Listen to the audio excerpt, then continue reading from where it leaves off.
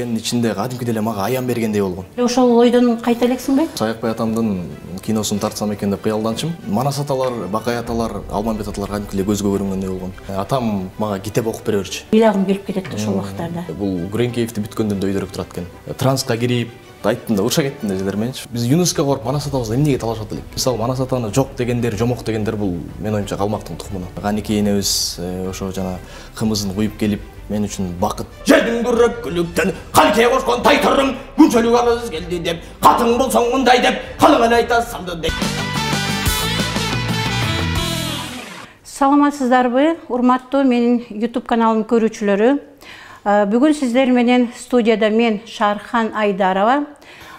Биздин студияда бүгүн бир кездердеги кичинекей тыпылдап сүйлөгөн татынакай жигит, көпчүлүктүн жүрөгүнөн түнөк тапкан, кыздардын жүрөгүнө чок салган, керилген татынакай жигит болуп чоңоюп Үмүт Дөөлөтов келип отурат.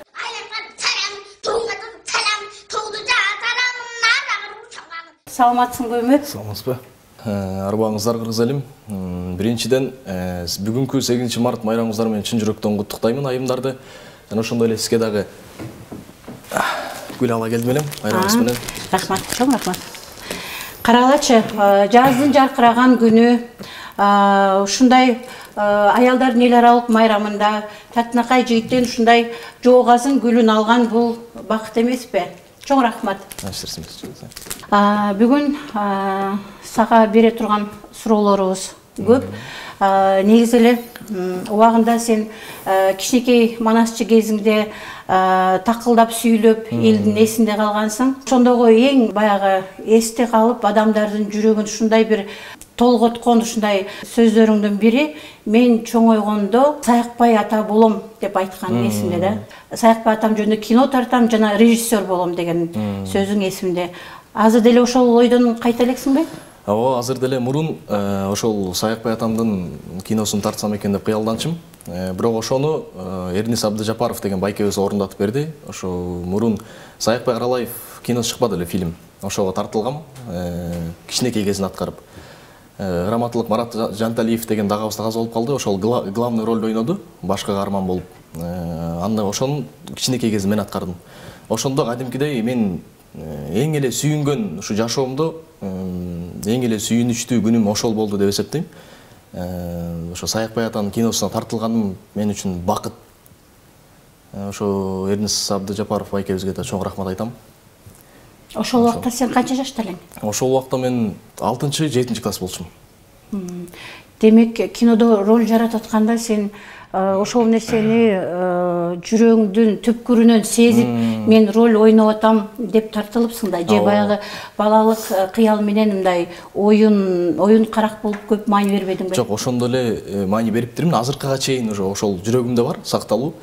Ошондо кадимкидей эле Манас аталар, Бакай аталар, Алмамбет аталар кадимки эле көзгө көрүнгөндөй болгон. Анткенден ошо арка көздөн тартылган, бооз үй тигилген, ошо бооз үй тигилгенин ичинде кадимкидей эле мага аян бергендей болгон. Ганики энебиз ошо жана кымызын куюп келип, анан ар жактан Алмамбет аталар ошондо да бир Кыргызстанда чоң байкелер бар да, бою узун жанагы алып деп коет го, ошондой байкелер да тартылган да. Ошондо кадимкидей эле ат менен Алмамбет атанын ролун Бакай атаныкын, анан Манас атаныкын чагылдырышкан. Ошондо ат менен чыгып келатканда кадимкидей эле ошо Манас аталарды көргөндөй болгом. Сен ошо аянын алам деп айтчу элең да. Аянын алганда адамдарга ар түрлүү келет да. Кээ бирөөнүн түшүнө кирет экен, кээ бирөөнүн көзүнө көрүнөт экен, кээ бирөөнүн ошондой бир сезим келет экен. Сага ошол аяндары кандайча болуп келет? Ал мурун кичинекей кезде келчү, аян болбосо баян болбойт деп коет. Ошондон улам анан аян келген көп жерден айтып турмун кичинекей кезде, азыр чоңоюп демеде бар болуш керек интернеттечи. Ооба. Ошондой аян көп эле келди кичинекей кезимде. Манас аталар көрүнүү. Бул өтө кызык. Анан сен ошол кичинекейиңдеги видеолордо сен ушинтип айтканың эсимде да, ушундай айтканың бар. Ар бир Кошой ата, Манас ата, Чубак ата мындай да, ал чыр да, ал мындай сөз көтөрө албайт, ушундай бир сөздөрүң бар го. Анан Кошой атам миткен, Кошой атам мандай деген сөздөрүңчү, ошол сөздөрдү сен ошо бала кезиңден ушул оюңа түштүбү же ошол нерселерди сен кайдан көрдүң ошол образдарды? Бул образдар мындай айтканда китепте бар да. Китепте аралашып жазылган, мисалы атка жеңил тайгача кыйкырыгы баш жарат, кармаган жерден канчагат деп ошо китептерде бар, бирок ошону кошуп, ошо мен деген кичинекей кезимде эле атам мага китеп окуп бере берчү. Ошо Манас атабызга, Баатыр атабызга кызыктырып, андан кийин чоңойгондо мен өзүм ошо жанагы 3 жылдык Манас Семетей Сейтекти окуп баштадым. Ошонун улам эле жанагындай сөздөр пайда болуп, кадимкидей жана мисалы Бакай атаны сүрөттөп, караңгыда жол тапкан, кайсылап кыргыз турганда капилеттен сөз тапкан, калыстык кылып нечинге карады оодон куткаскан, кабылана айкөл Манаска кайыптан келип кошулган деп эле ушинтип эле сөздөр кадимкидей өзүнөн өзү улам пайда болуп, ошо китеп окуса канчалык сөзгө чечен болот. Ошондой эле Манас атанын китептерин окуп ушинтип ошондой эмеге жеттик да. Ошол Манас китебин аягына чейин окуп чыктыңбы?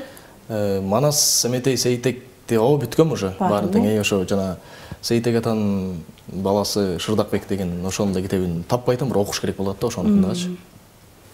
Манасты сен азыркы убакта Манасты жаттайсыңбы же? Жок, азыркы убакта. Мурунку эсиңде калган боюнча эле? Мурунку эсимде калган боюнча бул деген жана азыркы айтып өткөндөй аян болбосо баян болбойт деп коет. Ошо китептин баарын окуп бүткөндөн кийин кадимки эле өз сөз жанагы сүйлөп атпайбызбы? Эчеке өйгө сүйлөп атабыз. Ошондой эле кадимки эле оозон ошондой эле чыгат да. Анан сен ошо Кыргызстандагы эң кичинекей маданият кызматкери болгонсуң. Дагы алдыда ошол Манас тууралуу, чыгармачылык тууралуу дагы кандай пландарың бар? Чыгармачылык жакшы эле пландар бар. Бир аз окуудан кол бошобой, ошого жакшы көз арта албай атам да. Буюрса азыр өзүм стоматологияда окуп атам, медицинский колледжде. ИСТО дегенчи, ошол жакта окуп атам. Ошол жактан эле кол бошобой бир аз чыгармачылык жакка көп умтула албай атам. Бирок чыгармачылык жак калбайт дейм. Буюрса улантып кете, ошо эки кесипти чогуу алып кетсем өзүмө да жакшы болот. Жигитке 70 ыраазык кылат дейт эже. Ооба. Ошондой эле. Азыр ушундо стоматолог окуп атам. Аны өзүң каалап окудуңбу же ата-энеңдин каалоосу мененби? Мен деген негизи эмеге Гүреңкеев деген эмеге тапшырайын дегем, училище жанагы консерваториячы. Анан бирок ойлоп көрсөм, бул чыгармачылык жак калбайт экен. Эми ошо Манас атабыз менен жүргөн киши бул Гүреңкеевти бүткөндөн да өйдөрөөк турат экен. Ойлоп көрсөм. Анан ошо өзүм атам өзү медик, врач.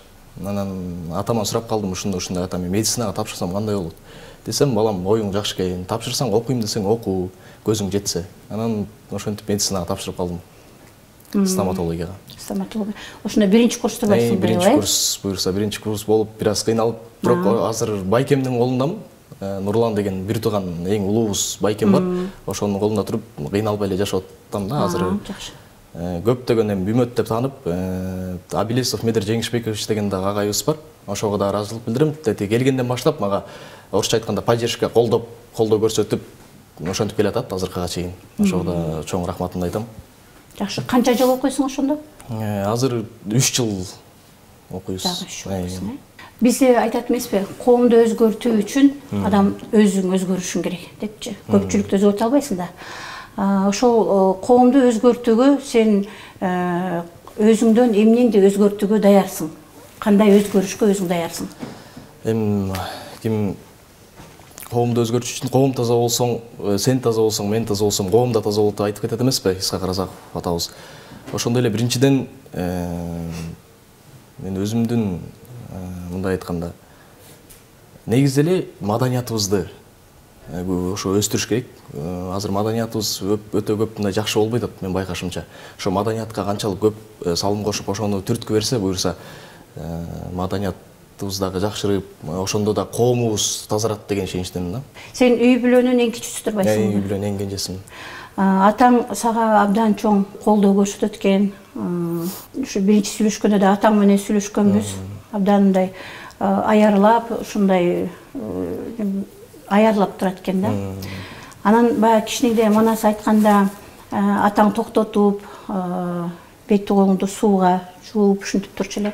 Азыр Манас айтканда кандай өзүң эле токтоп Манас айта бересиң да? Ооба, азыр чындыгында ата-энем болбогондо мен бул деңгээлге жетмек эмесмин. Чынында ата-энем канча деген ушунчалык колдоп, манас айтсам дагы, ушу окуйм десем да ушу ата-энем колдоп келатат. Ата-энеме да чоң рахмат. Эми азыр болсо тапталып калдык. Эми кичинекей кезде ошо мурун мындай транска кирип, ана ошондо мындай берилип кадимкидей айтчым да. Ошондо атам жанымда болчу да, көз тийип, аны муну болгондо атам кадимкидей эмете калчу. Азыр айтчу жерден айтып, токтотчу жерден токтоп өзүм эметип калдым да.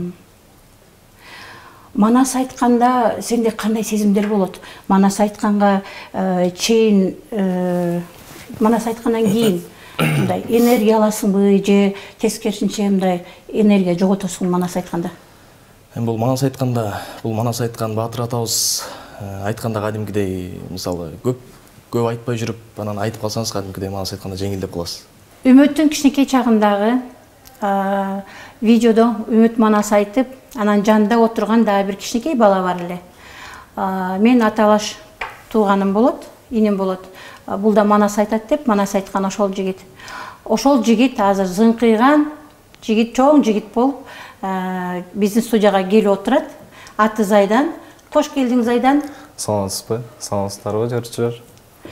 Азыр сен азыркы убакта кайсы жакта окуйсуң? Азыркы убакта Бишкекте окуйм.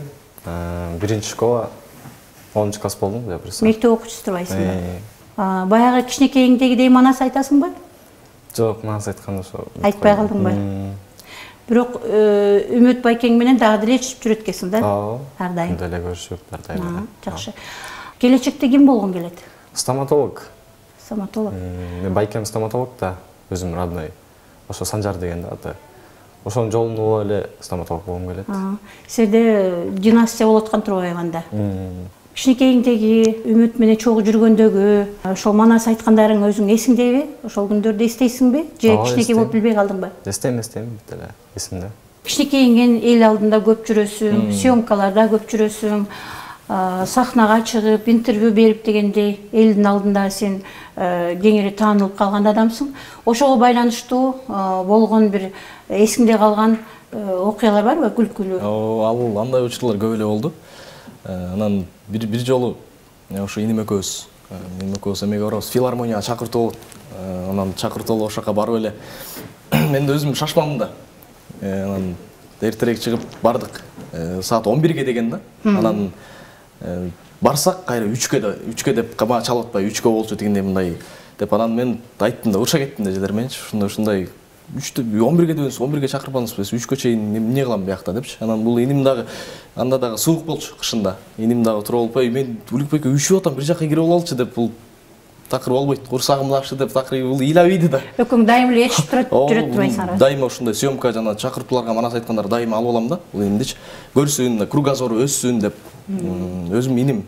Анан көп эстей албай атам да, көп эле нерселер болду, күлкүнчтүү, бирок ошол көбүнчөсүн унутуп калдым да. Көйлөрөнү негизи ошо манастын мекени сыяктуу да, негизи эле бардык биздин улуттун эң көрүнүктүү манасчылардын бардыгы эле Көйлөрөнүнөн чыккан. Ошол эмнеден деп ойлойсуң? Эми Көлдөн көп эле таланттуулар чыкты деп жаңылышпайм. Мисалы Жет акелер бар, Саякбай атабыз бар, Тыныбек атабыз дагы ошо Көлдүн ак өзүнөн тоңдон. Эми бул кандай айтканда Көл касиеттүү. Касиеттүү Көлдөн көп эле таланттуулар чыгат го деп ойлойм. Мисалы дагы деле чыгып келатат. Ооба, Көлдүн касиетинен улам болсо керек. Келечектеги Үмүттү мындан көп жыл өткөндөн кийин, 20 жыл, 30 жылдан кийинки Үмүттү кандай элестетесиң? Менин ошо стоматолог болуп жүргөндү элестетем. Чыгармачылык жакты дагы жанагындай өзүм дагы эмеде Карамолдо Орозов атындагы Чолпондо да музыка институтунда бүткөм, 5 жыл окуп. Мисалы өзүмдү 30 жылдан кийин бирок элестете албайм, ошо стоматолог болуп ошо манас айтып жүргөндөрүмдү элестете алам, атак. Эми маңдайыбызга жазганды көрөбүз да же. Ооба, туура. Үй бүлөдө сенден башка бир туугандарың да манас айтышабы? Мурун Казыбек деген байкем бар. Нурлан байкемен кичүүсү. Ошол мурун манас айтып жүрчү экен. Мен анда кичинекей болуп калдым, школдорго манас айтып, бирок азыр айтпайт. Азыр айтпай калышкан. Мурун Нурлан улуу байкемди айтчу экен. байкелерим жолун ошо мен улап кетиптирмин да. Жакшы. Азыркы убакта бир жерлерге барып калганда, иштер менен, окуулар менен, бир жерге барып калганда бирөөлөр суранып, тааныйт да сени, көпчүлүк тааныйт. Анан Үмөт Манас айтып берчи деп суранып калган убактарда кандай болот? Убактар көп эле болот. Мисалы, мындай отурганда деле Үмөт Манас айтпайсың дегенде мындай деген. Бирок ал Манас деген ыры эмес да. Ооба. Отура калып комуз чертпейсиң. Бул деген өзүнүн бир Манас ата деген бул башкалар үчүн мындай эле миф болушу мүмкүн, бирок бул мен үчүн, манасчылар үчүн бул башкача мындай бир дүйнө да, бир аалам да, мындай айткандачы. Кээ бирлер мисалы ишенбейт, миф, Манас болгон эмес, бирөө болгон дейт дегенде мындай деп, бирок чындыгында мен Манас атага ишенем, Баатыр атабызга.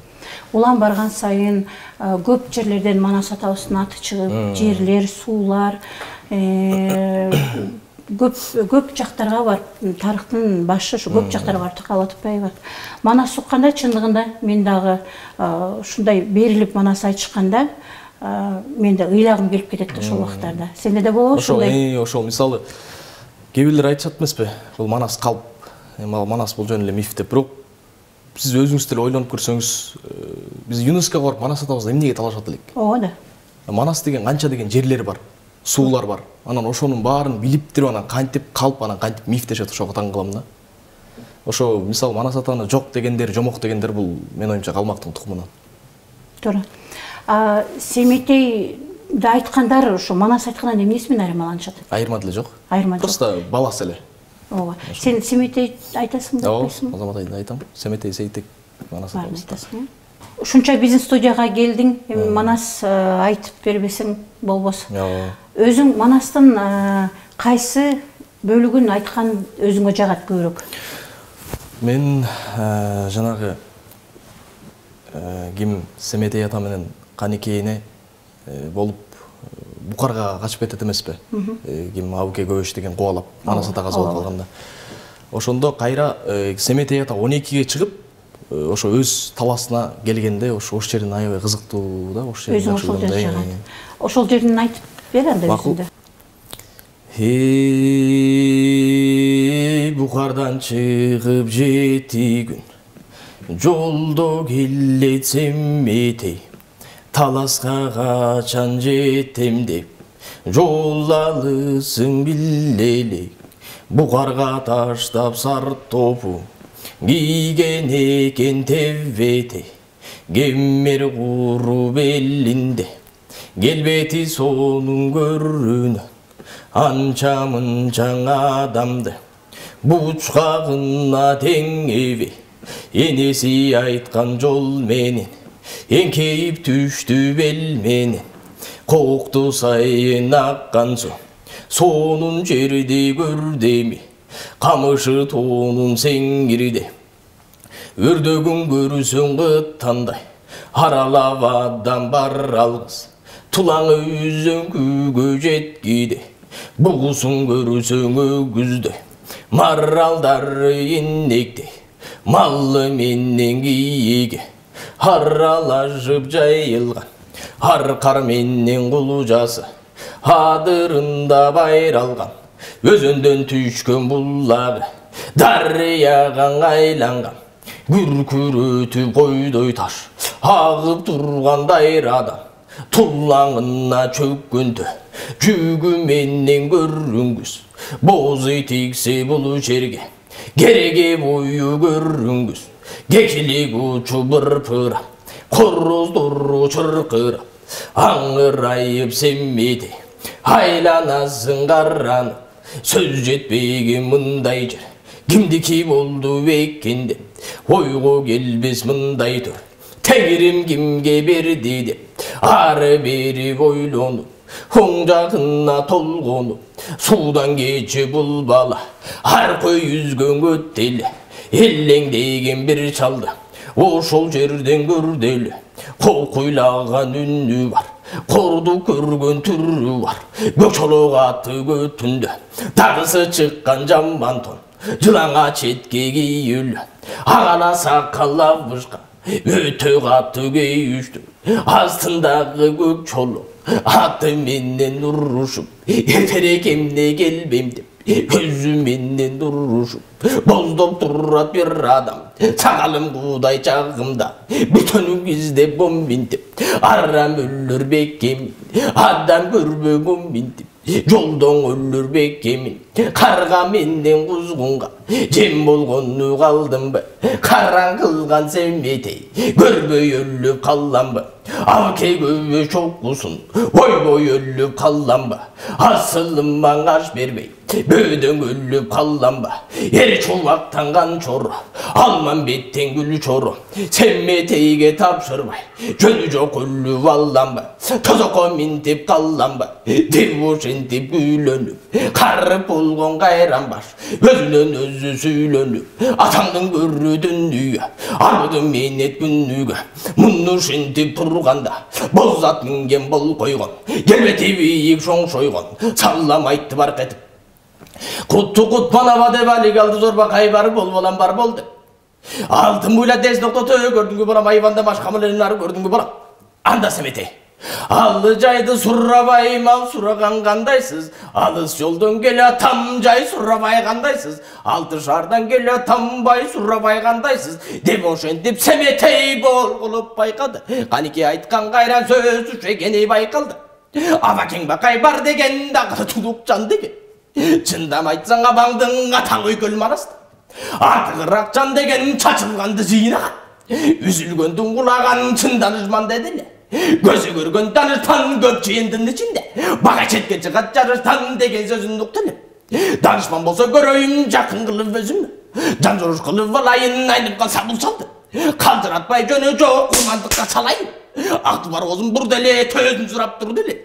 Кейігенде бір малға қоқүйін қандай кешісіз. Түйіңіз қандай мал еле бір төңімі жаң илесіз. Жаннан артық мал белем насындағы көкчулық. Жоғылғы малдан бұрдара өлі тұрған болып. Желіктен жүжу қажыра бұшылгөмлі тұрған болып. Қандай қоқүй баласың желмайын жайын сұрайсың. Желмайын жайын момындай кешаға бұлан маназ барында. Бұбақай болып тұрған чағымда оған жақ өтіндістан. Чалып тұрған чағымдан қороштырға бір қызық. Салып тұрған чағымдан қошында балам көрбөдім. Емемен деп бұл шорды жалғырықтан ажыр. Қор болғанда көрдің ке бұдайды бөлі жайдаған. Қайран күні чазысы мүлжүнгенде көрдің ке. Жоғылғы малға кейтеп жаман көріп тұрасың. Кеше қабылан мана сөткенде бөгіп қалған желмая. Ешкіліктің қарасо көздей бетал. Жөгіп қалған желмаян одаки жылы болған жоқ. Адырдан үзіп жөп беріп, көнек менен су беріп. Бағып жүрген мал әле марастан қалған қаранды. Күтіп жүрген чағылен өзіктен шыққан өрчіман. Өзден шыққан жатшаман өлтірбек болып тұрғанда. Қаралуға тынған екей айкүлден қалған жалғызды. Қачырып кеткен қанекей аттың бөлек қараса. Алыстан шыққан оқсойсың бұқар жақтан шықтың ба? Бұқарданға бар ұқтың бұң алды шарым алғана. Аяқ жағы қоқынған ношыныға бар ұқтың ба? Уқтым аба ұқмақ тұр қақ бұқардан шықтым. Кеше қарағандың тойында ел çoğulup тобырап, арпанға ұшып тобырап, сегізхан елде çoğulup, жердің көріп күліктен, қалке қошқан тайтырым, күншөлік алыз келді деп, қатың болсаң мұндай деп, қалыңын айта салды дейді. Мұны ошондон айкөлдім, бір көтіріп салды дейді. Ададан шығып төп албан, бір жақтан шығып семеттей, екеуға тоғармашып, төп албандың бір қолын тағыр ұзырып салды дейді. Кіргендер мұндай деп кетті, қайран мана сойкөлдім, өлбей қалды деп кетті. Күлкімні төп арадан, 12-де семеттей, қабырға таңғағынып, қауып көден жалынып, көп ұзабай арадан о күні кетті деп ұқтым. Бетінді деп қанекем, қара кейіп қан жұтып, баланың артынан кетті деп ұқтым. Мұны ұшындай дегенде, араң тұрған зорбақай, сағалым бұл қовырғаттып, қойын балаң оңой ал, қордысы мөндей кербей қал, кемелім ме жетпей қал, есіл қайран қанышым, емиемде қыламын, артыңардан қалып, не бұраса жетеймін, деп ошы деп қайқат, ойнындағы шамшарын, ала қойып емедіп, тақсыбы көзалардым, шамдағайып болсосыз, ача-ача қайбалтап, қандайдыр шамшарды, қолынан қағып жібердім, қойын аба қандайсыз, мұндайда шыппет салсам, байқабадың балаңды, мынасың қандай кешелем, өзі қандай кешеле, көзі қандай кешеле, деп ошентіп семетей, тізгіне дағдып бұлаттын, маңдайына барделе, өкіріп алған зорбақай, қиығын салып балағам, қылсай емей қарадым, құдайым өзі бергендейм, күткенім ман келгендейм, бұрын Торғыдан қатыррақ, қайқырақты салғанның, күніңі мойдан баланы, ұлақша еңеп алғанның, бауырына салғаны, қоғылап бала шығалмай, ұшағында қалғанның, айкөліңдің көсірін көзде жаптап қойғандай, келбетін, алмаштырып қойғандай, бап едінде бақырып, боздап тұрақ тұрбақай, асарбашын мұлайтып, тоқтап тұрат тұрбақай, қарағайлап, талайлап, өз қайғысын жебейлап, өзілерге ұчығы ұладарға сүйіндіп, бөлініп кеткен қырғыздың çoğularga suyundup, emin özün doktotu atağından kalgan mal dedi, tavalı boşundip, kurmandıkka çal dedi, ötüden eydi basırıp, bölbez kalktın kaç dedi, atası ay külüm anastın, bulağına apar dedi, mamam baskan, tırtı yanım çıkmaskan, çuğdaları samsalap, haldan çıkıp balanın, bozup durat cermak cunzup, Jelmayan haylanayın dünüyü, gözünün taşı şorgorlup, haçkiliktin karazı gözde besabet alıp, basıp geldi Jelmayan, kıvırlanıp bet alıp, çöküp verdi Jelmayan, жақындап semen бар теле başınдағы noqtaсын жыпырып болған қалдырғанда қарап тұрған gözünden kayıp болды Jelmayan. Бұл өкөнің көзінше қараса көзгің ілінбей атаңдың көрі дүние, ошоғайды екені білем.